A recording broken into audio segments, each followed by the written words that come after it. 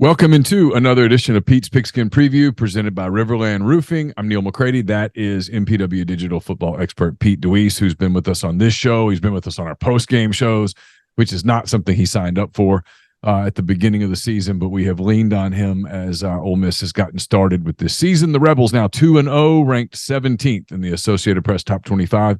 Ole Miss entertains Georgia Tech, who is 1-1.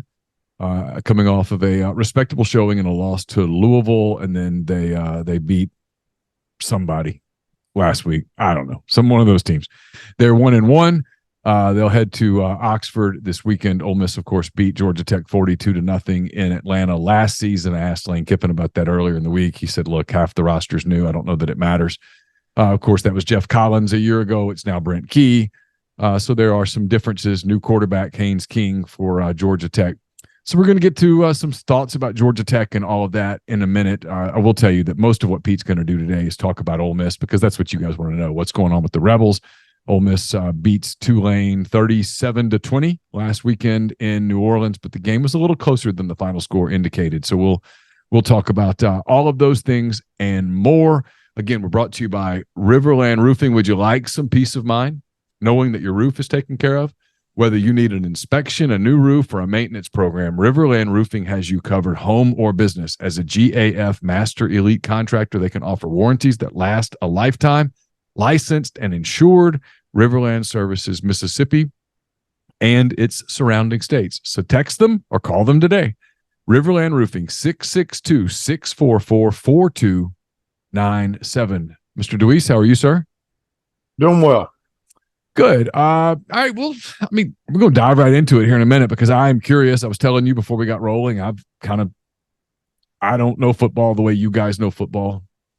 I do feel like I know how to kind of get some information a little bit. So I touched base with some people that I know in various football circles who don't have ties to Ole Miss, don't have either an axe to grind against the Rebels, or they're not fans either. So they just kind of like football, and they looked at it, and the big thing that came up in my conversations about Ole Miss this week was not defense. It's kind of like, they're getting the most out of their personnel over there. They've got some personnel issues on defense. People are like, I'm not crazy about their linebackers from just an athleticism standpoint, but they were in the right places. They did some good things. There was a sense that, hey, I think their defensive line was improved schematically against Tulane.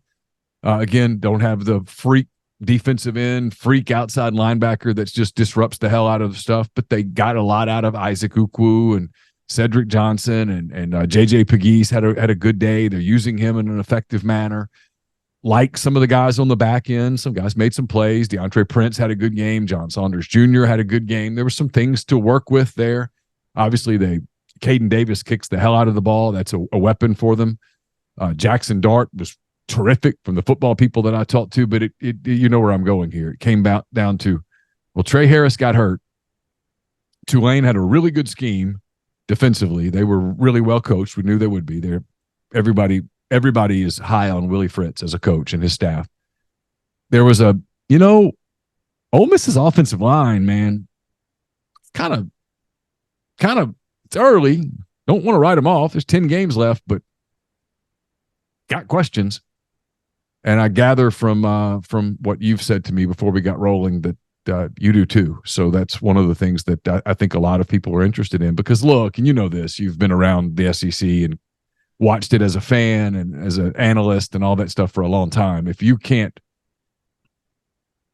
make it happen up front in this league, it's hard.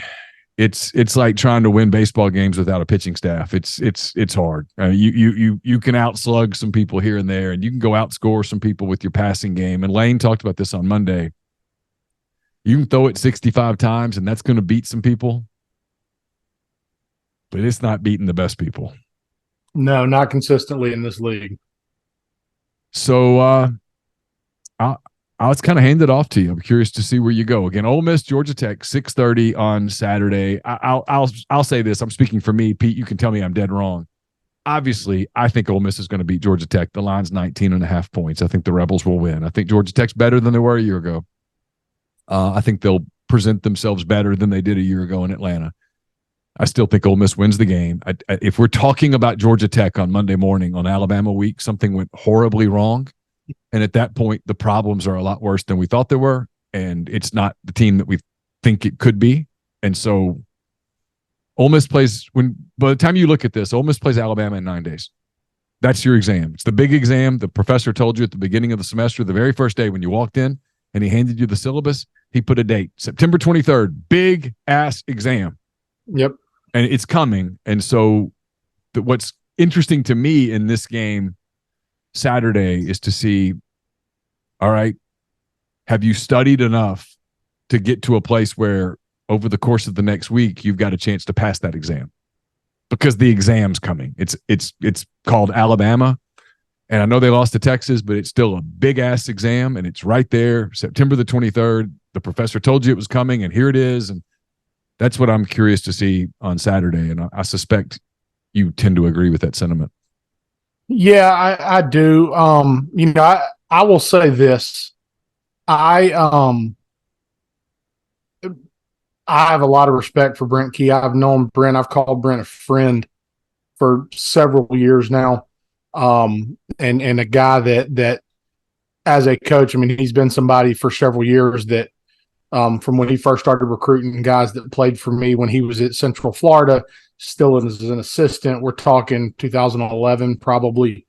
He was a guy that from day one, you could pick up the phone, you could call, you never were going to get big timed.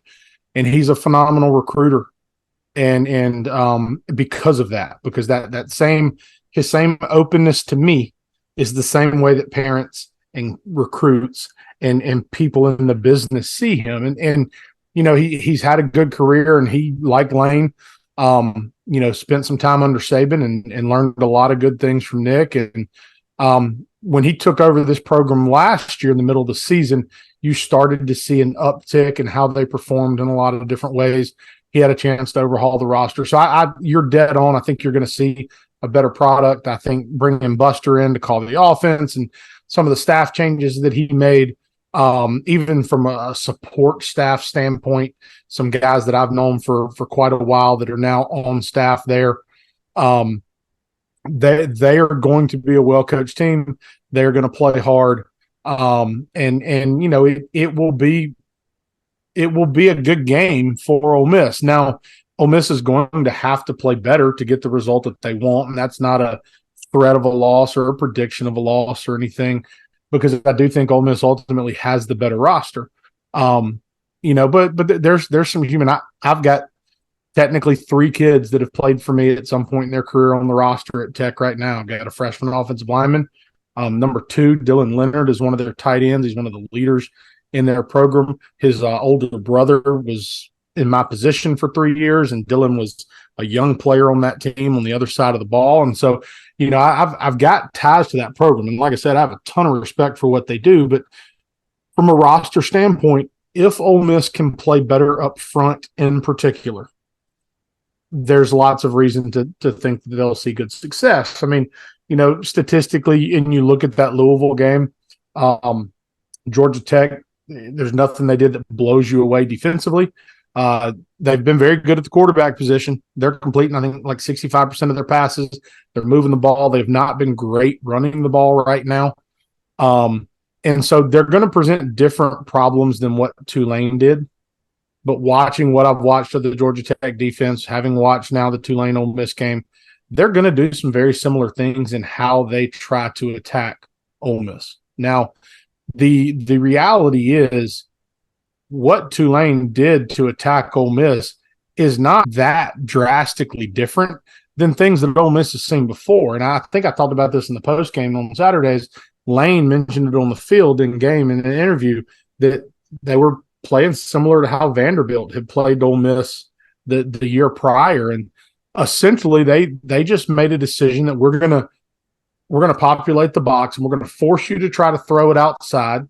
We're going to try to limit the big plays on the outside because they know Ole Miss wants to run the football, and they used a lot of movement and a lot of different pressures to try and clog those running lanes. And so there's a lot of things, and I went back and I spent a decent amount of time really watching this Ole Miss offense, and looking at not just what worked, what didn't work, looking at play calls, looking at it, and it's easy to sit there as a fan and go, "Oh, we run it up the middle every play." Well, that doesn't mean you're running the same thing every time, right? Well, we always do this or we always do that. Well, maybe what it looks like, that doesn't mean that's actually what it is. And sometimes, yes, that there is a lot of certain elements, right? But sometimes the game isn't necessarily as repetitive as you think it is. But watching it, I tried to think about, okay, thinking about the Mercer game, thinking about last season, what trends are carrying over for the Ole Miss offense that they might have used to build their game plan defensively. And I think they know, and I think Kiffin knows, right? I mean, they opened against Mercer in particular with the base of the base offense, and they expanded on it a little bit against Tulane. I do think there's still some places that they can go, but some of that is limited to personnel. And we talked about it on Saturday. Losing your two best tight ends in the run game have played them, it has an effect on your ability to run the football. And so, Ole Miss, they're not built to spend an entire game in four wide to create run game. They can run the ball from those sets, but that's really not their identity or who they want to be. They tend to do a great job of using formation and motion to create run game. And without a tight end that can be a vital part of that, it can become very difficult to do. So we'll kind of talk about some of the things I see, some of the trends, maybe things that I think might have helped Tulane. Like, I spent a lot of time today looking at how I thought Tulane built their game plan, in particular to stop the run. Now, listen, I'm a high school coach. I know what I have learned. I know what people have told me, right? I'm not inside a staff room. I can't tell you the way I teach something is the way Ole Miss teaches something, and I'm certainly not pretending that I deserve to have their job or be paid what they're paid, right?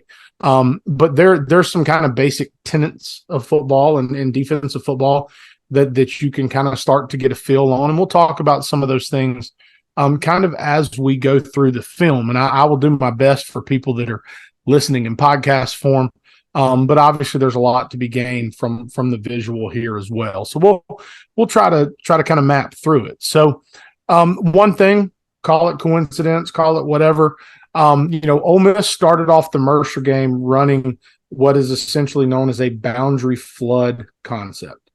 And so the boundary being the short side of the field, and a flood is any time that you layer multiple players in a high to low or low to high, essentially stack, leveling out the defense and trying to create this vertical stretch over the defenders. Okay, so when they did it against Mercer, what they did was they took the receiver to the right of the quarterback and they sent him vertical, and they took another receiver who faked and sold an inside breaking route, and then he bent it back out to the space that would be in front of the defensive backs that have been cleared out by the vertical and behind the linebackers and the flat defenders. So Ole Miss actually started the Tulane game, not with the same play, but getting to a similar concept that attacks the same area of the field. It gives Jackson Dart pretty essentially a very similar read. They built it differently this time. Instead of having the two receivers to the right of the quarterback work that fade and that deep out route, they brought the out from the opposite side of the field on a crossing route. So they used a little eye candy. They took their receiver and sold jet motion to the field. So the ball's in the middle of the field, maybe shaded a little bit to the right hash. Ole Miss comes out, tight end and a receiver to the left with the tailback in the shotgun, two receivers to the right, and they bring the slot receiver in jet motion. So instead of building that second level flood with that slot receiver, they're actually going to bring a receiver across the field. He is going to start shallow right at the depth of these backers to try and get lost by this safety and the rest of the defenders on the right side of the field, so that as the outside receiver to the right of the offense runs a post, a lot of times this is called a take-two post.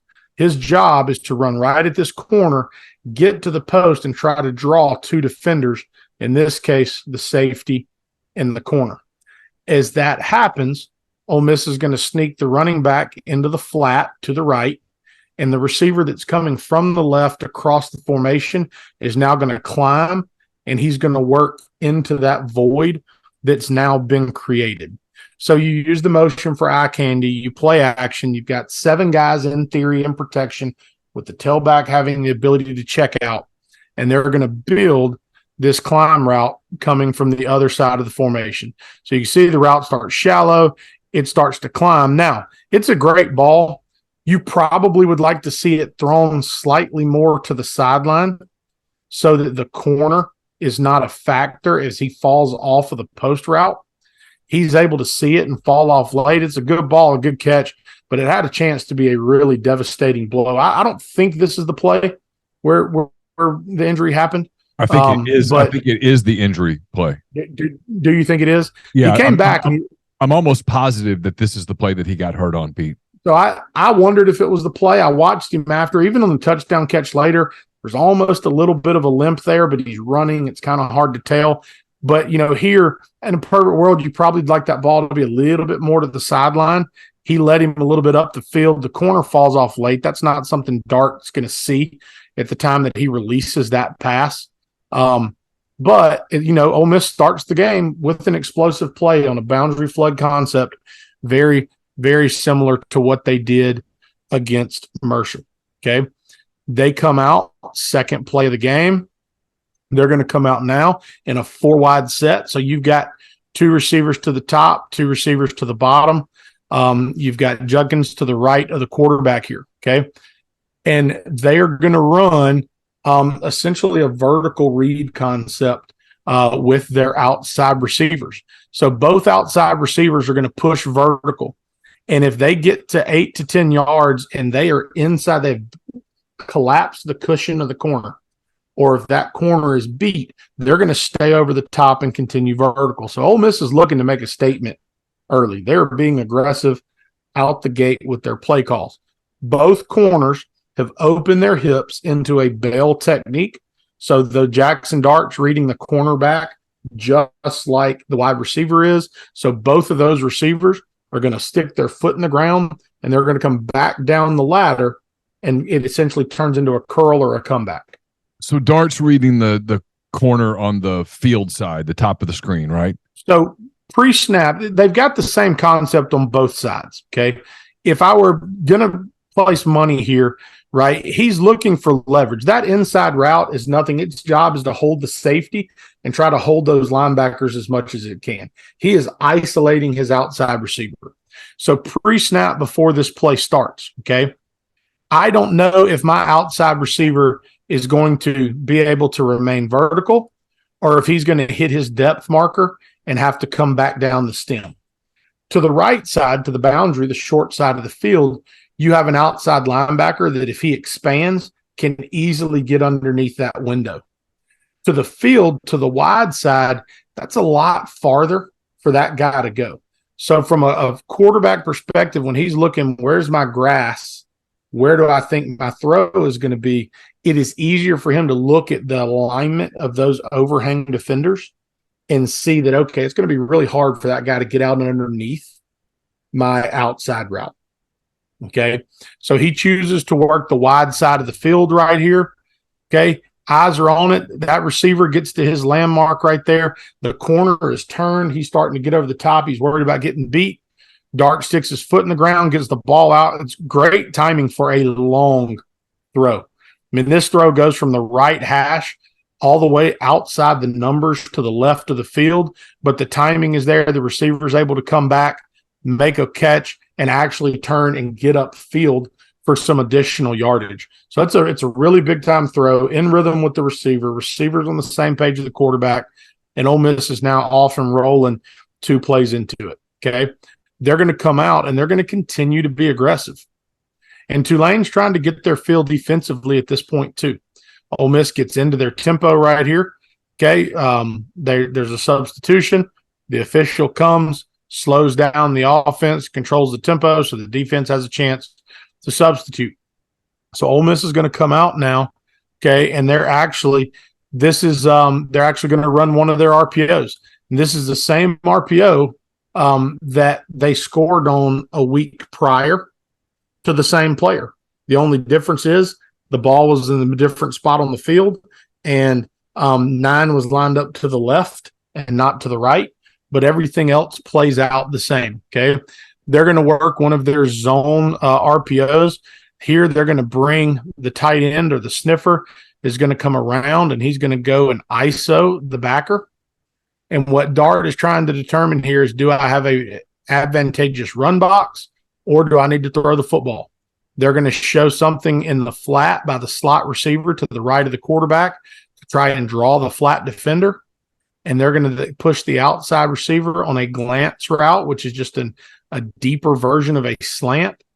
And Dart is going to see, okay, he's going to do some simple math pre-snap. There's 3 down linemen plus a fourth backer on the line of scrimmage, 5, 6, counting the 2 linebackers. So right now, nothing changes about the picture. You're 6 on 6. You anticipate, if you're Ole Miss, I can win that battle. Okay. What he sees is Tulane is walking a safety down into the boundary, adding a 7th defender that he knows they can't account for based on this run scheme. Okay. As long as this safety does not fly to this glance route, he believes he's going to be able to throw that football. Okay. So we'll watch it real quick from the wide, and then I'm actually going to take us to the end zone, and you can see Dart's eyes right there. He's able to slam it in there, break the tackle, get in the end zone, 3 plays into the game, and things are looking real good for Ole Miss at this point. So here's the end zone of the same play. You see he's checking the safeties. He looks to his right. He sees where the safety is. Now he looks to the boundary. Number 12 is the boundary safety. He's 2 yards behind the linebackers. And he backs up a couple steps. But Dart knows right now, but it's there's no way. 6, right? It's 7 on 6 right here. So the run's out. It's 7 on 6. Now, it turns out there's a really big hole. And it's Judkins one-on-one with the safety, with a chance to potentially make a guy miss if he were to hand this ball off. Okay. But when you're teaching this and you're installing this as an offense, you can't say, hey, you know what? If we block it, we might get our guy to make a guy miss right there. You teach it as we're outnumbered. If the throw is there, make it. And if not, then we have to hand it off and live with what happens right there. It is so easy to watch a game and have some kind of revisionist history. Well, why didn't he do this? Well, because he is told that the math is not in his favor, and he has what he wants on the outside. So take it. Now, the play works for Ole Miss. They're not downgrading. I mean, he's not getting a minus in his grade book for this decision, especially after scoring the touchdown. But you can see as the ball is snapped right here, Dart immediately, his eyes are on that safety. The safety stayed where he wants. Boom, get him out wide right now. Hit my glance in stride. Great start for Ole Miss. Okay. At this point, Tulane makes the decision, we're going to be more aggressive. They, right now, whether it was in the plan altogether or they're worried based on how the first drive just went, so now they make the decision. It's 7-7 right here. Tulane. It's 7-7 right here. Gotcha. And they decide, we just gave up a 3-4 play scoring drive. We're going to be aggressive. Okay. Okay. All right. So they come out, they're in their odd front. And so, you know, 2 things that I tried to look at today. I didn't get a chance to do the whole game. Somebody in the Ole Miss coaching office can answer this question probably, because I guarantee you 1, if not 2 or 3 guys have already done it. But I tried to get a feel. Some of the ways that defensive coordinators will call a game, okay? This is a 10P formation, all right? There's a tight end on the field, but he's not aligned in the formation as a tight end or snipper. He is out as a receiver. Coordinators will sometimes go into games with a plan of, okay, if we get 10P, our checks are going to be X, Y, or Z, okay? It might be balls on the hash, 10P, we want to come from the boundary. It might be balls on the hash, we want to come from the field. It might be we want to go towards the running back or away from the running back based on his alignment. And as a defensive coordinator, you build those things in based on what you find in the scouting report. Soon as that tight end now becomes part of the box, your game plan might change. Instead of X, Y, Z, now it's A, B, C, or D, right? Are we attacking towards the sniffer? Are we attacking away from the sniffer? Is it based off the running back? Does the running back's depth and alignment give something away, right? And that happens at every level. And in high school, it's so easy. It's easier, let me say, to pick up on tendencies if you're really good at looking for them. Colleges do a better job of finding ways to hide things. NFL guys do as well. But there's still things that exist. And so, I tried to look at when Ole Miss is running the ball, are they attacking towards the running back? Are they slanting to the running back's alignment? Are they slanting or blitzing away from the running back's alignment? Is there a tight end? How does that affect how they're calling the pressure? Is it always coming from the boundary? Is it typically coming from the field? How are they setting their stunts? And I couldn't find anything definitive. Again, I didn't get a chance to do the whole game. The one thing I can tell you is they like number 6. And he had a field day and did some really good things against Ole Miss on Saturday. And so they want him as part of the pressure as much as they can. They want him attacking as much as they can get him there. So that game starts here where Ole Miss comes out and they're going to start this drive, and they're actually going to use a scheme that we talked about last week coming out of the Mercer game. And last week, the way we showed you was that Ole Miss was going to pull offensive linemen and they were going to run counter and they were going to read the end. And Ole Miss had 2 ways of doing it. They could bring the back in front of the quarterback and he runs the outside path while the quarterback is downhill, and that's called the bash concept or a bash read.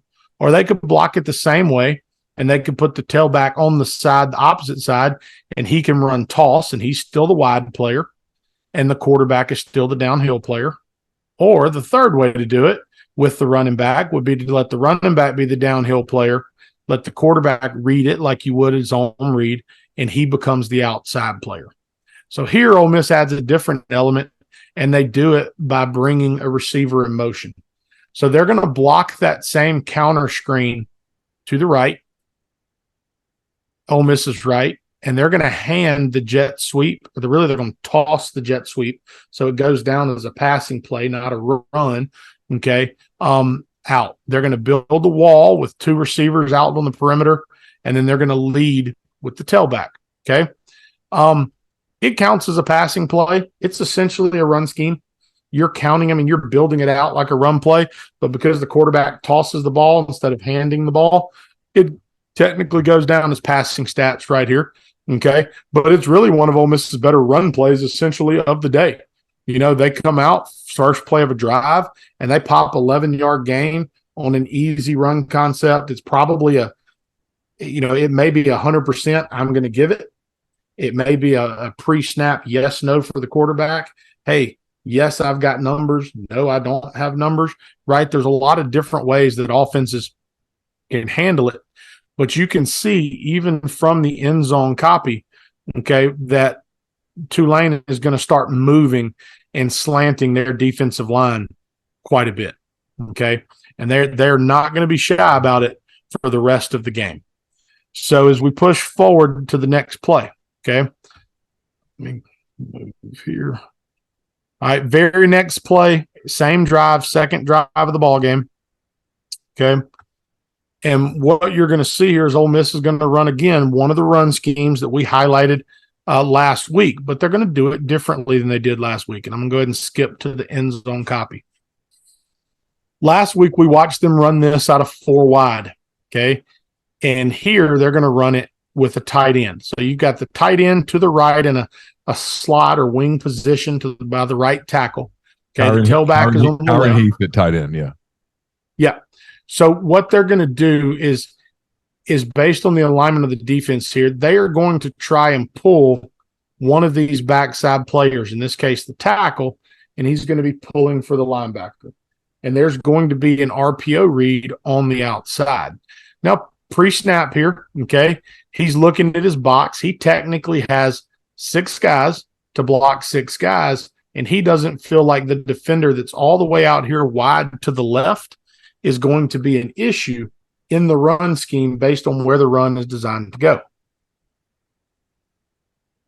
So mathematically, he's comfortable potentially handing this ball off. They brought a safety down from the wide side of the field, but they can account for him because they have Heath, who is attached to the formation. Now you can watch as the snap plays out.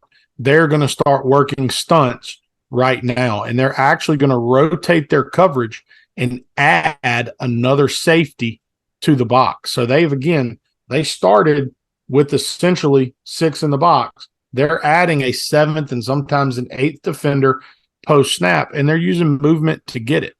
So what Ole Miss is hoping to do is to get hat on the front side, to be man-to-man, to probably double team the nose to the backside backer. The left guard is going to go out on this defensive end, and they're going to try to pull the left tackle for this Mike linebacker that's lined up to Ole Miss's right. Okay. As the play snaps, what you're going to see is the movement by the entire defensive line. Everybody is going to slant towards the alignment of the running back right here. Okay. As this happens, number 8, who is lined up pretty wide outside of the tight end, is going to spike inside right here. So he's going to cross face. So everybody on the defense here is crossing face, and they're changing gaps. Okay. Okay. So we're getting upfield, trying to penetrate here. The nose is coming across here. The end is working outside. What you see happen on this particular snap is the right tackle gets beat on his second step. Pettis. The end gets inside, and Pettis goes to finish him. And he throws and almost throws him into the backfield. Yeah. So as the left tackle comes around, he has to avoid all that trash to try and get to his linebacker, but he can't successfully do it. Yeah, he doesn't do it. It's that's almost an impossible task for him, quite honestly. You know, from a footwork perspective, if I'm Pettis at right tackle right here, and this defender is head up of me, and I know I have him, I'm going to take typically what's called a settle rock step. I'm going to settle inside with my inside foot. And if he slants that way, I'm going to get my second step in the ground as quickly as I can. And I'm going to try to just wash him down. I would, in a perfect world, keep my hat inside. But you can see right here, his first step goes to protect. The slant happens. His second step gets in the ground, and then he never gets a third step. He tries to torque and finish now. So that allows the defender to kind of get upfield into the backfield. So now you go second play of the drive. You start off with a good play on the first play of the drive, and now you come out on a 1st and 10, and you turn in, I think, a 0 yard or a -1, maybe on first down. Looks like they lost the yard. Yeah. So now they come out, okay, and they're going to come out and they're going to go back to it's really the scheme that they opened the game with last week. Again, they're just handling it a little bit differently. Okay. Last week, they had a different player coming across. What they're going to do here to build that same boundary flood concept, even though they're running it to the field here, they're going to push vertical with the outside receiver. They're going to inside stem and run this sail route with the inside guy, and they're going to motion Judkins out, and they're going to try to draw this flat defender. And if you can clear the corner and draw the flat defender, you open up that intermediate lane for an easy throw and catch. It's something that Ole Miss has done very successfully over the past few years. They were really good at it against Mercer. They did some things here in this game where they were successful. Okay. But what Tulane does here is they are going to bring more than Ole Miss can block. Okay. I have zero clue how Ole Miss is teaching their 5-man protections. Okay.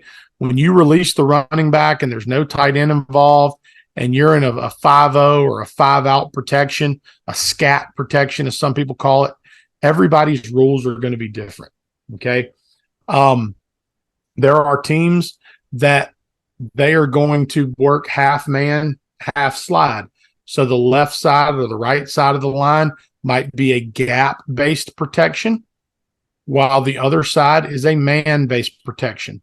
There are teams that are going to ask their guards, like against this type of front, an odd front, where their tackles are going to lock on, and they're going to ask their guards to actually double read it. So if I were the left guard right here, I'm looking at 45. If he comes, he's mine. And if he's not, I've got to pop out and take the edge rusher if he comes off the edge. It's a very difficult thing to do. Okay, so everybody's got different rules. I do not know. Can I interrupt for a question? Because I'm curious if this is what the quarterback's thinking. So Judkins is in motion, and I can't tell what number this is. It's 50 something, a linebacker. He's going out with him. So if you're Jackson right now, you're 5-on-5, because I don't think Heath is in a position to block. So it's 5-on-5, but what you have on the right side of the offensive line is just one guy. You've got a nose tackle right over the center, and then you've got three guys going against the left side of the offensive line, potentially. So you're trying to figure out math right there. You are, and you know, the thing is, so you can see the center here, okay? The center is over the ball, and he's looking at the defense. You see him, he points to his left, okay? He is telling the offensive line where he's calling the protection point and where he thinks the pressure is probably coming from. And he's right. Yeah. But what happens here, and it's hard to tell, okay? If they're a half man, half slide protection, I'm going to go back before the motion. You know, one thing about using this type of motion, if I can get my controller to stop, one thing about using this type of motion is once the motion starts, you can't adjust your protection. Pre-snap right here, whether it's on dart, on the center, it's easy for somebody to walk up and go, hey, slide left, whatever their communication is. Once this motion starts, the ball's getting snapped, and you don't have time to communicate, okay? So let's say they're half slide, half man here, all right? That would mean that if he points to his left, that he's telling everybody, hey, we're going to take this left side. We're going to fan this way because we've got four threats. Okay. That means we're man to man on the right. So I've got him if he comes. I've got him if he comes. Okay. If this guy disappears, okay, then the guard's looking for work. He's either helping inside out or outside in. But even in this zone protection, there's always the last man in the slide. So in this case, the center, even if his gap is technically here, if their man over here, he has to take the last thing and can't let it cross face. Okay, all right. Gotcha, so again, don't know what protection they're actually in right here other than it being a 5-man protection. So as the defense brings their pressure from the boundary, okay, and this is just a traditional, what a lot of people call NCAA, he is going to slant to this gap. This end is going to slant outside. The end to the left is actually going to come all the way to A gap. Right. They're going to bring this outside linebacker off the edge, and 45 is now going to become what's essentially the B gap defender. Okay. Okay. So what they've done is they've overloaded one side of the protection. Yeah. And whether you're in a 5-man or a 6-man, all of that movement and the exchanging of gaps can be difficult to pick up. It's one of the more popular pressures at all levels of football. Okay. Right here, they've got it called at the right time into the right deal. Okay. So they're actually going to go NCAA switch here. They're actually going to cross face with the nose, cross 2 gaps with the end. The outside backer is going to attack and cross face, and they're actually going to bring 45 all the way to the outside. Okay. So as this happens, the center gets on an island right there, gets very little help from his right guard, but gets enough. Okay. But now the left guard gets beat. He gets beat. He is 100% on an island. Okay. So he goes to set right here. And you spend a lot of time talking about your post foot as an offensive lineman in pass pro. So right here, as he posts out, and he sees that end, he has to get his inside foot back in the ground, and it has to go lateral or even slightly upfield, because Okay. if I drop at all with that inside foot, I've opened the gate. Okay. So he's got to have a big inside hand. He's got to be hard lateral with that inside foot right here. And you can see what happens is it's almost like he's just late getting in the ground. So he steps with his left foot, right foot's in the ground. Oh crap, here comes the end. When he takes that second step with his right foot, it goes backwards. He misses with his punch of his right hand. Now you can see his feet are crossed over. He's beat. He just got Guys, beat. and I can't reiterate this enough. At this level of football, against this level of defensive athlete, your offensive linemen have to be elite athletes. Yeah. They can't be just big. They have to be elite athletes. And right here, you see one athlete losing to another, and it's because he loses ground with that first step, third step, he crosses over, and now the only chance he has is to try to hook, running by, and hope that Dart can step up the other direction. Okay. Now, the other thing you'll see as you watch it happen. 45 gets to him on the backside there. If you watch the left tackle, it's a great rush by 6. He sets him up. The left tackle, he's in good position right now. Now, when 6 goes to get inside, that inside foot, again, has to get back in the ground. And what does he do again? He loses depth with it, right? He's not able to step lateral. So 6 is able to get across his face. And as he carries the left tackle with him, 45 truthfully should have come tighter and could have gotten to the quarterback earlier. But he comes off on this right now and gets a late shot on the quarterback. So you end up with 3 blue jerseys, or 3 blue jerseys, really getting shots on the quarterback. Okay. So if I'm Alabama, if I'm LSU, this is in my. I'm looking at this play. It's already in your playbook. But you're going to study. Okay, when did they send these pressures? Why did they send these pressures? When were they effective? Okay. Gotcha. Moving on here. Okay. Ole Miss goes back to the same play I showed you earlier. Outside receivers are on that read vertical. Corner bails, I stop. Corner gives it to me. I'm getting over the top, and I'm going to go win right now. Now, let me make sure it's the play I'm thinking of. Okay, we're going to come down here again to the field. Big time throw right there with pressure in his face. Phenomenal job by the outside receiver coming back to the ball. And if he doesn't slip right there, has a chance to convert this first down. This is 3rd and 11 right here, right? This is 3rd and 11, and then this is where they end up going for it on 4th down. Yeah. I think in the Wildcat. Yeah, they go Wildcat next play. But, again, great job. There's the read. Boom, come back. Ball's in rhythm. Does a great job. And again, if he doesn't slip, it's a first down and it's a big play. So let's go to the end zone. Let's see what happened. Why did we give up the pressure? Okay. So there's the odd front again. All right. They're not showing them a traditional look. You've got the DN to the left is standing up. He's 3 feet out there. The DN to the right is in a stance. He's freaking 5 feet outside the tackle. All right. What they are going to do here, all right, is they know Ole Miss likes draw in these situations. They like the quarterback draw.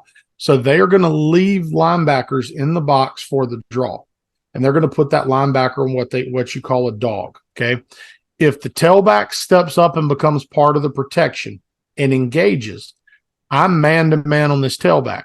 As soon as he engages as part of the protection, I get to go now insert and become a blitzer because I have nobody to be responsible for him man-to-man.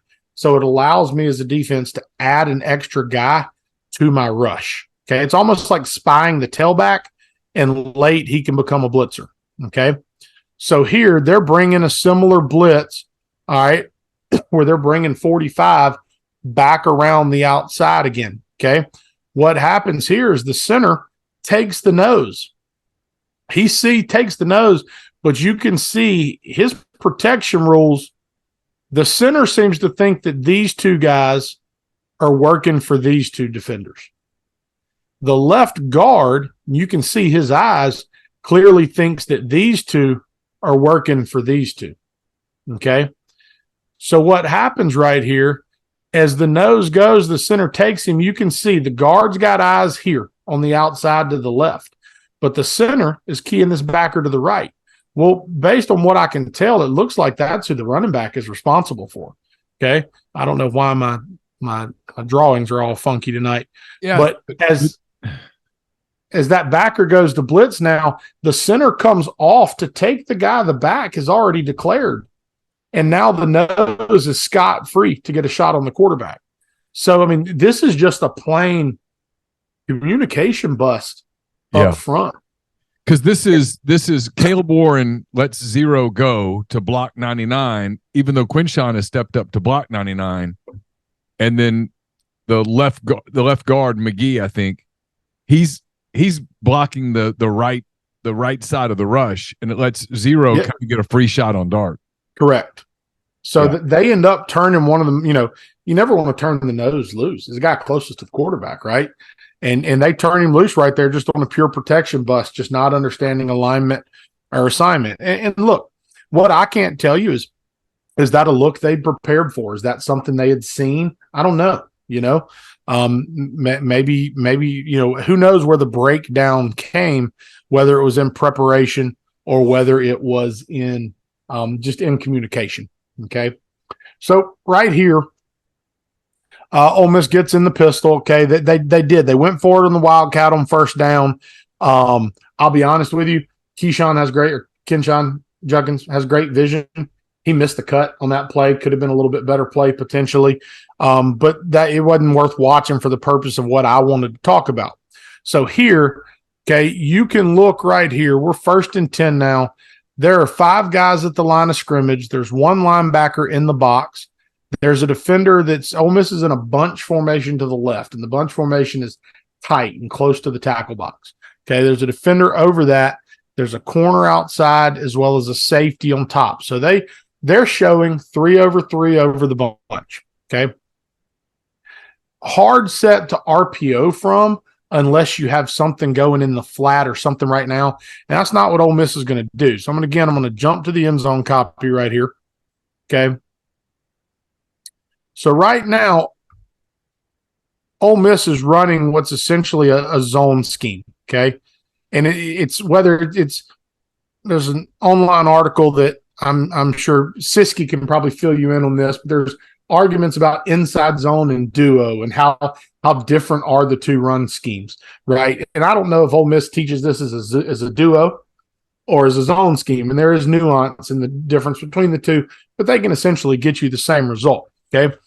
What I would expect and anticipate right here, if they're drawing this up on the board, is they're telling the offensive line, okay, these two are basically responsible for these two.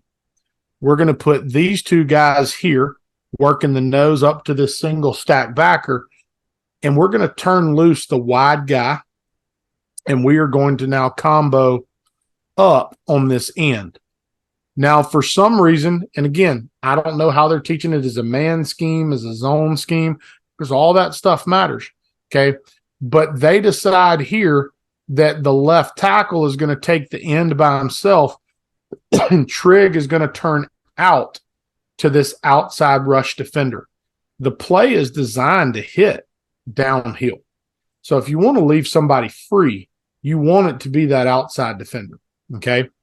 What Tulane is going to do. He's not going to get there in time to. Right. He shouldn't. Right. If Dart hands the ball off and carries out a fake, somebody has to be responsible for that quarterback. Okay? Right. So what Tulane's going to do here is they're going to add number 8, this safety that is actually over the bunch. The bunch tight formations can be great for an offense. I love condensed sets. You watch the NFL right now, it is absolutely full of condensed sets. It is in vogue in football right now for a lot of good reasons. There are so many advantages. The biggest disadvantage to bunch sets, in my opinion, is that you make it easier for defenses to mask who is part of the rush and who's in the fit. Right here, number 8, who is lined up over the bunch all the way to the very far right of my screen. Conventionally, you would think he is part of the coverage package there. He is actually going to become part of the fit, and he is going to fold in and he is going to become the extra defender that they have found ways to add all game long now. Okay. So as this runs, you can see here, all right, when Trigg turns out to take the outside linebacker that's coming off the edge, there's no way that the slot receiver can get to number 8 because they have taken the defensive end. They've rammed him into B gap. The outside backer is outside. Number 8 comes scot-free right there in the hole with nowhere for Judkins to go. Okay. Now, the truth is the O-line, we have seen several times in the past where Ole Miss's offensive line has done a great job of feeling this movement, staying attached to bodies, and the running backs finding the crease. Okay. If the scheme had asked Trigg to work a vertical combo right here, and he stepped with the idea that I'm going to take over this end, and that end goes inside, he would have kept climbing and should have ended up on number 8. But I don't know if that's how they're teaching the scheme, right? So I can't tell you he's wrong. That's not what I'm here for. Okay. But that's how you gain that hat. Okay. Now you don't like the left tackle getting beat right here. It's kind of what we looked at earlier when it was the right tackle. There's the slant. Now his second step's in the ground. If his head is on the inside of the defender, he probably really handles this well. His hat placement is wrong, but he gets on the backside hip. He drives the defender flat down the line. That is not a awful rep by any means. It's not a perfect rep, but that rep gives you a chance right here. Okay. If they can do anything to get to 8, you see the hole. There's a huge lane there, and 4 is on a safety by himself, ready to ride. But because you can't get to 8, he's able to fall off, make the tackle, let help arrive, and now limit the gain. So there have been so many clips where Ole Miss has just had a chance to have big plays, and it's just fallen off. Okay. We'll skip forward a little bit. All right. So a couple plays later, exact same formation. They just flipped it the other direction. Now they're going to run the same play. Okay. Now I don't know exactly how they're teaching it, because here the tight end does work vertical, but now his guy is vertical, right? In the previous snap, he was at the line of scrimmage coming off the edge, where here he is off the ball a little bit more. Now you can tell number 8's not folding in now because he's outside leverage. Okay. So now they're building their 8th defender from somewhere else. And in this case, I don't know what's happening right there. In this case, they're bringing the defender from the boundary. They're coming from the short side of the field. And that's one of the things I spent a lot of time looking at, because I felt like they brought a ton of their pressures from the boundary, except for when the ball's in the middle of the field, because you can't. And so their pressure package changed. But I thought they did a really nice job of mixing up from the boundary to the strength of the formation and kind of back and forth. So here they're going to bring the defender from the opposite side. They're going to come from the weak side, but the same thing happens. Okay. There was a quote that Kiffin made. I think it was in the press conference, where somebody asked him about the run game. And he said, there were some times where they made the wrong point. They called the wrong point. Okay. What they mean by that typically in zone run schemes is your first combo has to work to somebody, and you have to identify who that is so that the next combo knows who they're working to. Okay. If 31 is deep right here, and if this is a zone concept, and it certainly plays out like a zone concept, then these 2 guys are going to be responsible for these 2 defenders. And that means that the center and the right guard are going to be responsible for the nose and 45. Okay. Then you've got these 2 that are responsible for the backside end and this backside backer. And if the picture stays like that, you're hatted. You're in great shape to run the football. When 31 walks down, if you change the point to him, now it means that the center and left guard work to the point here, the right guard, and now these 2 would have to work to 45. The angles are not great, but now you're saying that you're going to force this guy either off the edge or to fall in and make the tackle. Instead, they keep the point here on 45. So nobody works up to 31 right there.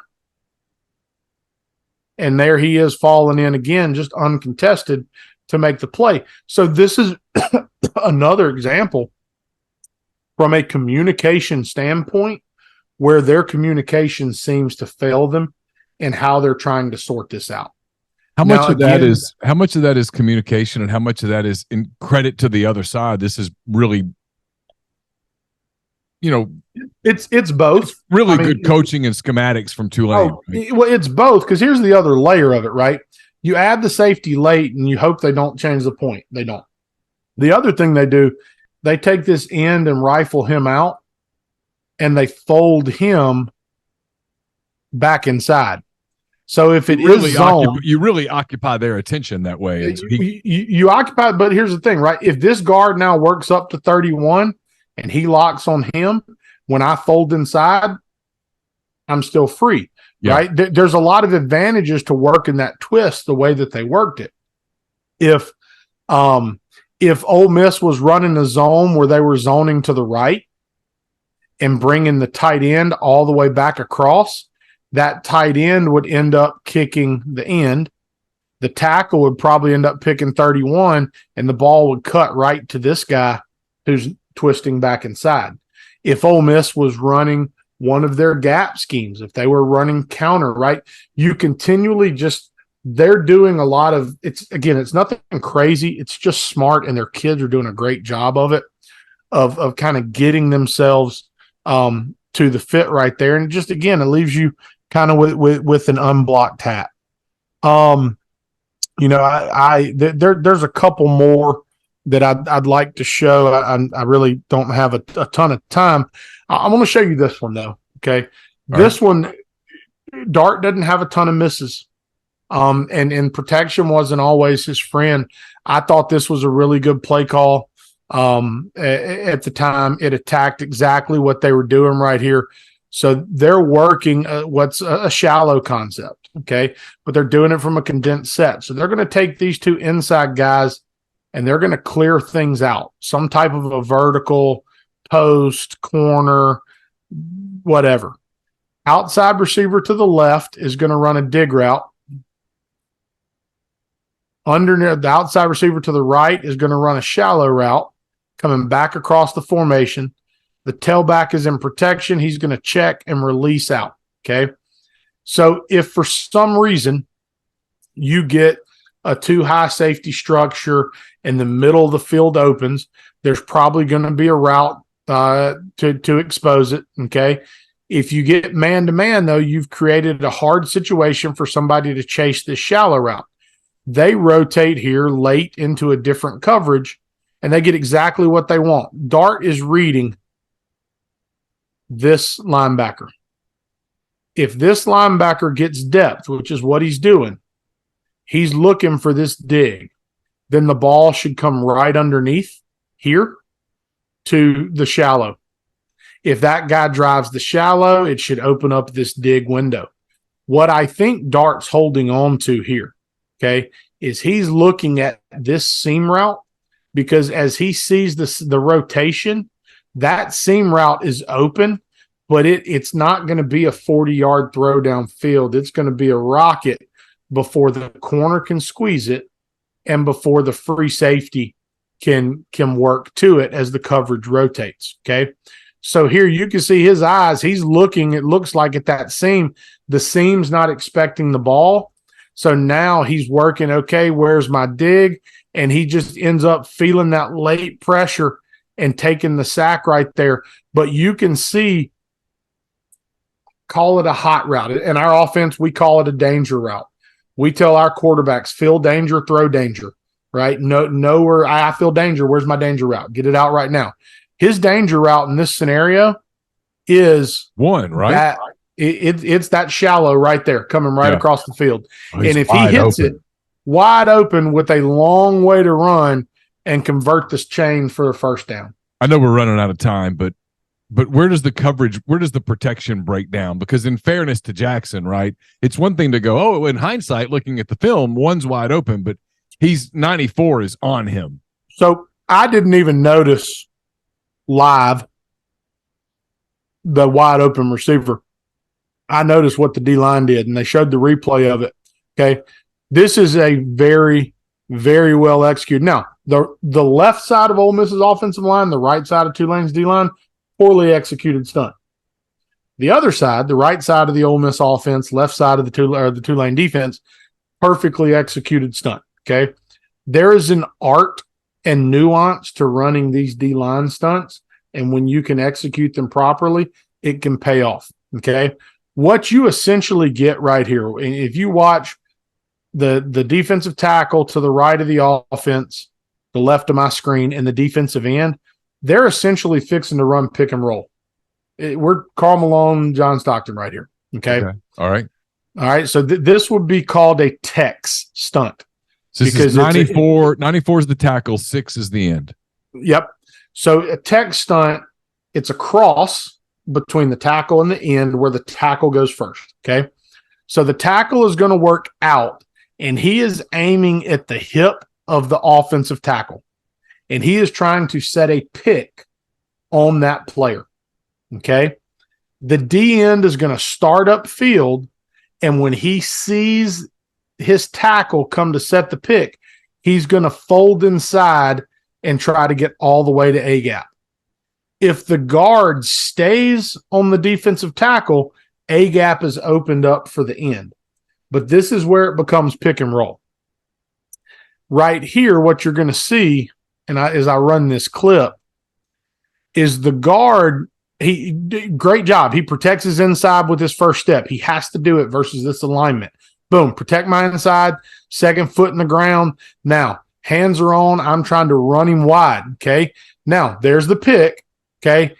He comes off. He sees the end coming. He comes off, and when he does, there's the roll to the basket by Karl Malone. Oh, okay. See how that happens? Yeah, that's really smart. And it literally plays out like a pick and roll. There's no way right now, because the defensive tackle's on the hip of the offensive tackle, there is no way for that offensive tackle from that leverage standpoint to get back inside and defend that gap. Had the tackle played with more depth, he has a chance. So you look at this live and you go, James got beat. But when you look at it on replay and understanding what happened, it's Pettis didn't get deep enough. James is expecting Pettis to be able to switch that off. They're in the man side of the protection. They are man-to-man on those two guys. Okay? So he's expecting if Pettis has depth, we're going to pass this twist off. Okay? Now, you practice that tackle making a call. In, switch, right? And that's when you expect your guard to go. I have no idea if that call happened. If Pettis made the switch call, then he got himself beat, right? If he didn't make the switch call, you may teach the guard to stay locked on right here. But there's the pick. The guard comes off. They switch the defense, essentially, if you're using the basketball terms, and there's the roll to the basket, and there's nothing Pettis could do right there, okay? On the other side, just for comparison, if you look at the other side of the offensive line, all right, Ole Miss has a third offensive player. But the other thing that happens here is this. If you watch the side where the sack happened, number 6 is upfield for 3 steps, engages Pettis before he goes inside. If you watch the other side where it was ineffective, the end takes 1 step and goes right now and runs into his defensive tackle. But he creates trash there. Exactly. Okay. So Tulane did a great job just executing that stunt. And then I'm going to show, I was one more clip I want to show. I want to make sure I'm showing the right. Okay. I'm going to show one more. All right, again, Dart doesn't miss many, and it's almost hard to call this one a miss, okay? I love the call by Ole Miss right here. All right, they're going to run a version of mesh, and Tulane put on a mesh clinic during parts of this game against Ole Miss, and that's something, again, we talked about last week on the preview shows. It's They run a lot of mesh concepts in their passing game. This is one I don't recall having seen Ole Miss use right here. Okay. They're going to put the outside receiver, and he's in man-to-man here, and Dart knows it. They're going to put him on a little stutter and go, almost like a hitch and go. And Dart's probably got a pre-snap yes, no. I like my matchup. I like where the technique they're playing. I'm going to put this ball up, and I'm going to give it a ride. Okay. And that's what he chooses to do. And it just is boom, good route, good release. He's beat with the right ball. It just fades a little bit too far outside of the receiver, but it really had a chance to be a big, explosive play. Love the play design. Okay. Now, what they're doing on the other side of the field or inside of that, if he does not like that matchup, is they're giving him a mesh concept. So you got three receivers ultimately to the left. The outside guy is the hitch and go. Okay, the most inside guy is aiming about 10 yards over the ball, and he's going to look to sit down in that window. And if he feels like it's man-to-man, he's now going to look for somebody to go set a screen on. The outside receiver is aiming right at about 5 yards, right at linebacker depth, and he's going to, again, set a screen or find a window to sit down once he crosses the ball. The single receiver to the right is going to come underneath, and he is thinking the same thing. If it's man-to-man, I'm going to run away. If there's all this open space, I'm going to run away. If not, I'm going to settle in the window, and we have built a triangle as an offense now in our passing concept. Dart takes his matchup. I have zero issue with him taking this matchup. You take these balls, sometimes you hit them, sometimes you don't. But again, you can see right here, pressure in his face. If he takes his danger route, if he takes this shallow on this mesh concept, here it comes right there. Boom, ball's plenty of time. He catches that ball in stride, and it is going to take a great tackle by this defender who's trying to run over all the trash to stop this from being an absolutely huge play. So it's just an example. You know, it's hard to be critical of Dart's decision. There is a little bit of pressure. The ball ends up just a little bit wide. But if he would have just taken the easy throw right there, taken the underneath, and you can see it in his face in this one, you know, they bring the pressure. Again, there's the pressure.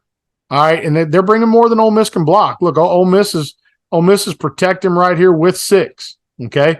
And they're going to bring – I mean, they're bringing fully 6, but they're bringing them through all sorts of twists right there. They're causing all sorts of issues. He stands in there, but if he can just right now hit this shallow route that's right over the ball, you can see how much space there is to go run with the catch. So in a lot of ways, from a game plan standpoint, Ole Miss did a lot of great things. And I will say this, and whether Kiffin said it after the game or, you know, it was original to Dart or whoever wants to take the credit for it. I'm trying to figure, there we go. I do think that the resilience shown by Ole Miss was far and away different than anything you would have seen last year or the year before. But especially last year and early in the season, it is good to get that under your belt. If they can clean up some offensive line play, if they can get a little bit more production from the tight end position, both as a blocker and as a receiver, they'll be better offensively. They're still talented. They're going to have to get guys back healthy, though, before you really see what they're capable of doing. Yeah, it should be an interesting game Saturday, and then the 2 weeks after that, Alabama, LSU. I'm fascinated. I have no idea. If you told me Ole Miss wins those games, I believe it. If you told me they lose those games, I believe it. If you say they split those games, I believe it. I don't know, but I'm really curious. The talent's there to get it done. Of course, there's talent on the other sides too, and now there's some stuff on film that you know is going to get exploited, and you've got to figure out a way to block it up, because if you don't play better offensively as a front, it's not going to work against Alabama and LSU, which are two teams that are better up front on defense than Tulane is, period. Well, the one thing I'll say is worried as Ole Miss fans might be right now about their offense. There are fan bases on both sides, both for LSU and Alabama, that have watched them the past couple of weeks and gone, man, our defense has been exposed a little bit. Yeah, I mean, you look around the league. I mean, we've talked about this on Saturday. I'll be quick because we're out of time. But with the exception of Georgia's defense, which is legit, it's a bunch of studs. With the exception of Georgia's defense, I'm not sure there's a unit in the league of the other 13 and a half teams that feels great about anything. Like there's question marks. You could pick a team, any team, just pull one out of the hat. I mean, like frankly, look at Texas A&M last weekend. Their offense played pretty well against Miami. Yep. Their defense was abysmal. Yep. LSU. There are defensive question marks. You know, what's going on with Perkins? Is there enough wide receiver targets to take advantage of what Jaden Daniels does? Mississippi State, is there enough offense there? You know, defensively they're okay, but is there enough offense? I'm just picking SEC West teams for a minute. I didn't think Auburn looked very good against Cal. I didn't think Arkansas struggling to run the football against bad teams. Western Carolina, Kent State. KJ Jefferson has made enough plays where it hasn't mattered, but when you get into SEC play, is there enough? They haven't had Sanders yet, but is there enough running attack to do what they want to do in that offense? So everybody's got questions. So Ole Miss is far from alone. Yeah, I agree. I mean, it's early in the season, and I think that there's a lot of teams trying to still figure out who they are. And some it's because of injuries, and some it's a different season. Things change. Yeah. You know, even with some of the same players, things tend to change. That does it for this edition of Pete's Pigskin Preview, presented by Riverland Roofing. Please don't forget to get in touch with our friends at Riverland. Again, I'll get that number to you. Let me get down to it real quick. I moved to a different screen because we were doing something different. It's 662-644-4297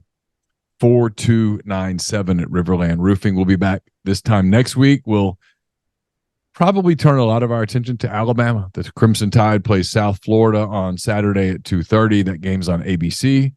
So if you're watching that, the big question with Alabama, what they're doing at quarterback,